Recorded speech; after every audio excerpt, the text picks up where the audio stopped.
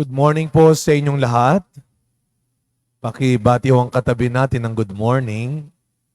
And today, the fourth Sunday in Ordinary Time is the first day of the new month. February 1 po ngayon. Unang araw ng bagong buwan, February. Kung sa first month, kung sa nagdaang buwan, may mga mali tayong nagawa, may mga maling nangyari, laging may pangalawang buwan. At laging may mga susunod pang buwan bago nating sabihin, tapos na. So, we are beginning a new month. God is giving us this new month, telling us that we can make better, that we can do better now than before. Kaya kung may mga mali tayong nagawa last month, may mga hindi magandang nangyari, then let us begin this new month being good and doing good. Kaya nga ho, ito ang magandang mga pagbasa na meron tayo ngayong linggong ito. Before nating sabihin na kayo naman nakakaisang buwan pa lang, susuko ka na. Nakakaisang buwan pa lang, parang hindi ka na naniniwala sa mga kasama mo. Nakakaisang buwan pa lang, parang aayaw ka na. Kaya bago nating sabihin tapos na, balikan natin ang mga readings natin ngayong Sunday na ito. Napakahalaga ng sinasabi ng unang pagbasa natin. Hanapin mo ang Panginoon. Piliin mo ang Panginoon at matatagpuan mo. Bago ka umayaw at sumuko na, then seek God again. Hanapin mo ulit ang Diyos. Baka naman kasi simula pa lang ng taon, mali na ang hinahanap mo. Ang hanap mo kagad yumaman, hanap mo kagad makaisa, hanap mo kagad gumante, hanap mo kagad makalamang. Hanapin mo muna ang Diyos, sabi ng unang pagbasa, at matatagpuan mo ang tunay na kapayapaan, katarungan, kabutihan, at kaligtasan. Malamang lahat tayo makaka-relate dito. Naalala niyo ba yung lagi sinasabi ng mga nanay natin? Hanapin mo. Hanapin mo muna. Ito yung kasunod. Pag nakita mo, makikita mo. Di ba ang gulo nila? Hanapin mo. Pag nakita mo, makikita mo. Anong ibig sabihin nila? Dalawang bagay. Una, bago ka umayaw-ayaw dyan, hanapin mo muna. Bibigyang pinanghahanap mo. Tenga lang yung pinanghahanap mo. Nakikinig ka lang sa binubulong at sinasabi sa iyo ng ibang tao. Ni hindi mo muna tinatry. Hanapin mo muna. At pangalawa, anong ibig sabihin ng nanay mo? Tingnan mo kung tama yung lugar na pinaghahanapan mo. Tama ba yung paraan ng paghahanap mo? Kung ayaw mo sa gulo at kapahamakan, kung ayaw mo ng problema, huwag kang maghanap sa maling paraan. Huwag mong hanapin sa maling lugar.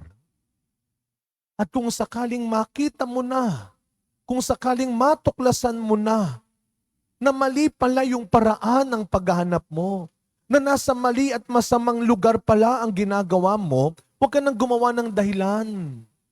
Kung na-realize mo na, kung pinakita na ng Diyos sa'yo, kung sinabi na ng Diyos sa'yo, kung tinulungan ka na ng Diyos na ma-realize mo na mali pala itong paraan, na nasa mali pala akong lugar, then huwag ka nang magdahilan, mag-alangan.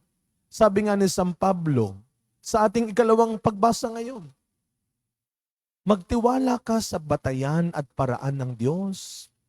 Your way is not the way of God. Everyday naman tinatama ng Diyos kung anumang mali sa atin. Everyday yan. Sadyang magaling lang tayong gumawa ng dahilan, ng paraan, para hindi natin tigilan yung maling ginagawa natin. Para hindi tayo umalis sa maling kinalalagyan at masamang kinalalagyan natin. Kaya nung sabi ni San Pablo, kagaya ng ginawa ng Diyos kay St. Paul, At hinayaan ni Pablo na baguhin siya ng Diyos. At yun ang gustong ipaalala ng Diyos sa atin ngayon. Kapag na-realize mo na, tanggapin mo ang katotohanan. At kahit nasa gitna ka ng pagkakasala, sa kabila ng mga maling ginagawa mo, kahit punong-puno pa ng paghihirap at problema ang buhay mo ngayon, pwedeng ikaw naman ang kanyang baguhin. Pwedeng ikaw naman ang kanyang iligtas ngayon, kagaya ng ginawa niya sa ibang tao. Kaya wag mong gawing lisensya na kapag nakikita mo yung iba na parang mas madali ang buhay nila, na parang mas masaya ang buhay nila, hindi lisensya yun para mainggit ka at magalit ka sa kanila. Ang dapat nating pagsikapan ay ang sinasabi ng Diyos sa ating ebanghelyo ngayon. Kaysa ikaw dyan ay mainggit at magalit lang sa nakikita mong magandang ginagawa ng iba, sa nakikita mong mabuting ginagawa ng iba. Ano ang sabi ng ebanghelyo natin ngayon? Sikat na sikat ito. Ito yung tinatawag nating the Beatitudes. Kaya siguro Beatitudes, the Beatitude. Ano ba dapat ang attitude natin? Ano ba talaga ang dapat maging ugali natin? Kaya kung pinagpala, blessed ang pag-uusapan natin, huwag nating gawing lisensya ng ating inggit at galit ang makitang maganda, masaya, at parang madali ang buhay ng ibang tao. Na ikaw kawawa, sila pinagpala. Ano ang paalala ng Panginoon sa atin ngayon? Mapalad, pinagpala pa rin. Ito medyo kabalintunaan. Ironic. Ito naman ang ginawa ni Kristo nung dumating siya sa mundo eh. Binigyan niya ng bagong kahulugan. Ang paghihirap, ang sakripisyo ng bawat tao. Sabi niya, matatawag pa ring mapalad at pinagpala kahit may hirap. Ang mga mabababa, ang mga nagdurusa, ang mga inuusig sa mundong ito ay maaaring tawaging pinagpala kung mas nagtitiwala at naniniwala pa rin tayo na may mas dakila at magandang mapapala ang mabuhay sa tama. Na may mas dakila at magandang mapapala kahit ang mamatay sa ngalan ng katotohanan at kabutihan. Kaya ngayong linggong ito, tignan mo ang sarili mo at ang buhay mo. Ano ka? Pinagpala o kawawa? Pumili ka. Kawawa ka dahil sa mga hinahanap at pinipili mong kayamanan at kapangyarihan ng mundo? O pinagpala ka dahil kaya mo pa ring maging maligaya at payapa sa pagsasabi ng totoo at paggawa ng mabuti.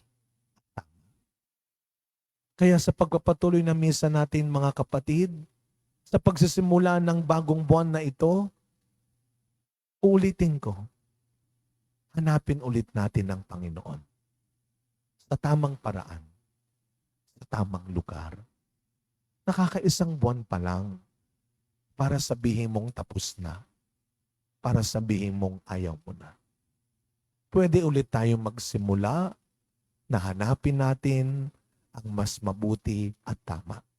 Dahil ang tunay na pinagpala, hindi yung may pinakamarami, hindi yung may pinakamalaki.